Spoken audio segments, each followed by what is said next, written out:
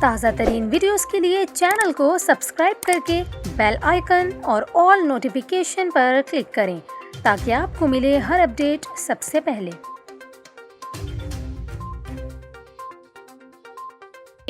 اور یہاں پر آپ کو خبر دیں، اسلام آباد کی مقامی عدالت نے نور مقدم قتل کے مرکزی ملزم ظاہر جعفر کو سزائے موت سنا دی۔ عدالت نے کیس کے شریک ملزمان جان محمد اور افتخار کو 10 سال قید کی سزا سنائی، جبکہ تھراپی ورکس کے تمام ملزمان کو بری کر دیا۔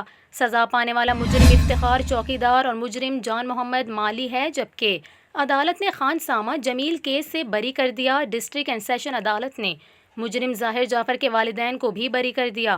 عدالت نے مرکزی ملزم ظاہر جعفر کو سزائے موت سنائے جانے کا حکم نامہ بھی حوالے کر دیا ہے۔ آپ کو بتائیں کہ نور مقدم قتل کیس کا ٹرائل 4 ماہ 8 دن جاری رہا، جس کے دوران گواہوں کے بیانات قلم بند ہوئے، شہادتیں ریکارڈ ہوئیں اور جرا کے بعد وکلاء نے حتمی دلائل دیے، جس کے بعد عدالت نے 22 فروری کو فیصلہ محفوظ کیا تھا۔ دوسری جانب نور مقدم قتل کیس میں مقتولہ کے والد نے مرکزی ملزم ظاہر جعفر کو ملنے والی سزا کو مثالی قرار دے دیا۔